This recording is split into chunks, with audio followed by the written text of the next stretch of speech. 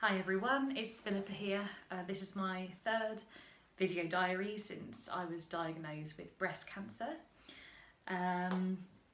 So what I thought I would do in this video blog would be to talk to you about sort of the process and the things that happened from being diagnosed to reaching a decision and getting to, you know, making a decision with the doctors of a way to move forward and get this dealt with. And so after being diagnosed, I was given this book, Primary Breast Cancer, and in here there's, well, about breast cancer, your diagnosis, sort of explaining a little bit more what it is, and I've got nice little pockets in here in which I can slot bits of paper if I want to. Haven't really had a good old read of this. I sort of just put it to one side and ignored it for a little while. In the meantime, I have been more proactive because for any of you who have been through something like this, you'll know that the amount of paperwork you get is unbelievable. From the appointments to getting your results through, other helpful bits of information, but we've taken the time to file everything in a nice big lever arch file so that if I ever need to access anything, it's all in here. So after my diagnosis, as I said in my last video blog, they checked the rest of my body with a CT scan and with further ultrasounds to see if it had spread anywhere else, and from as far as they could tell, it was localised at present in my right breast. So the doctor sort of, well, he gave me two options. He said to me, I can have chemotherapy first and then have a lumpectomy afterwards, hopefully the chemotherapy shrinking the tumour down. Or my option would be to have a mastectomy first and then afterwards chemotherapy. And I sort of walked away and was told, okay, have a think, but the sooner you can decide, the better.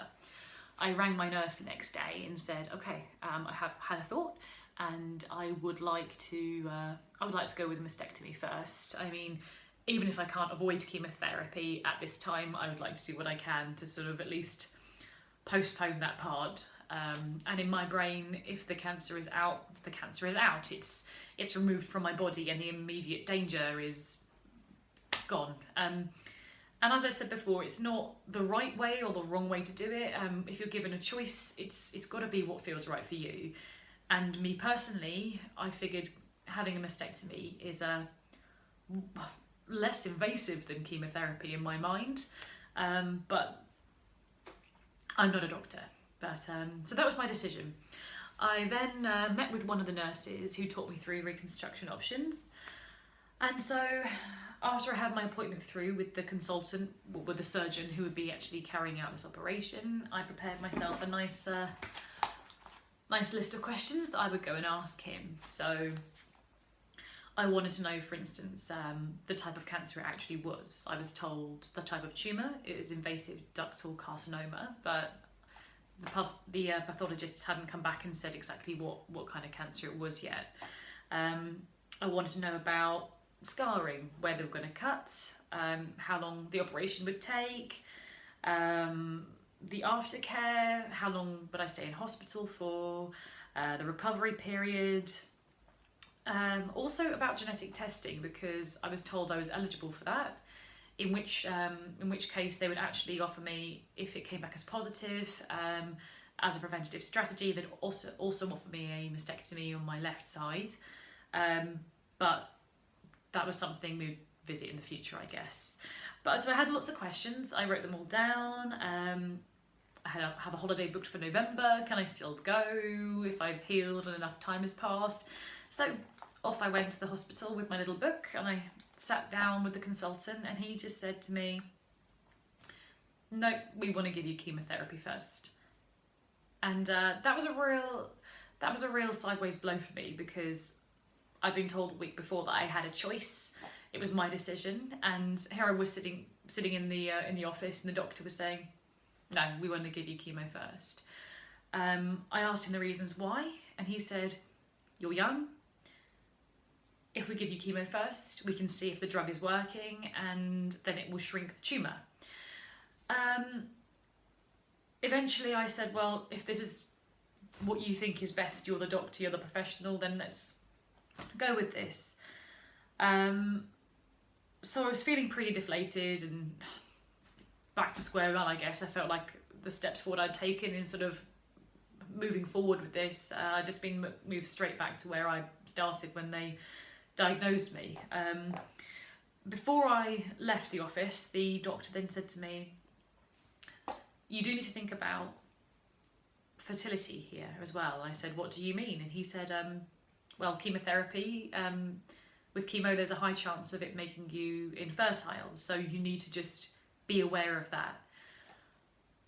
And so it was just too much information to process. So I've been, on one hand, I've had my freedom of choice taken away in my mind, and I've also just been told that I'm not going to be able to have children. You know, I hadn't reached that point yet in my brain, but we always think we'd like to have the option to have kids if you choose to. Whereas suddenly I've been told I'm going to have chemotherapy and I probably won't be able to have children. So I walked out of there, not feeling great, I'm not going to lie. Obviously I'd asked him about the holiday as well in November, and he said, well, no, because if you're having chemotherapy, you need to be near the hospital, and your immune system is low. The last thing you want to be doing is travelling when you're going through this kind of treatment. So I was literally on the floor. When I got out of there, I just didn't know what to do with myself. I was thinking, should I just throw myself out of a window? And then my Macmillan nurse said, okay, look, I'm going to see if I can get you to see your oncologist. Hadn't met the oncologist yet, and so I diligently sat in the waiting room. About an hour and a half later, I saw the registrar first and sat down with her, and she said to me, so why are we giving you chemo first? And I said, well, you know, the surgeon said that I should. To which she said, but if you want to have children at some point, then we need to consider your fertility issues. And so I'm sitting there going, okay. So I talked it through with her, and she said, well, if you're happy with a mastectomy first, then that's what I'd recommend. She then gave me a very in-depth discussion about chemotherapy and what I would be going through afterwards. She spared no details, and gave me this lovely leaflet about wigs, local wig shop because I would be going bald apparently, where I can get wigs.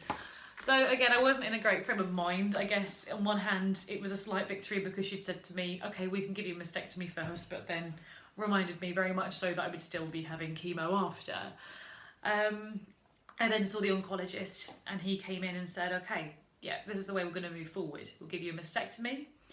We'll put you in for fertility treatment, so IVF, get you some eggs taken and frozen, and then we can get on with chemotherapy.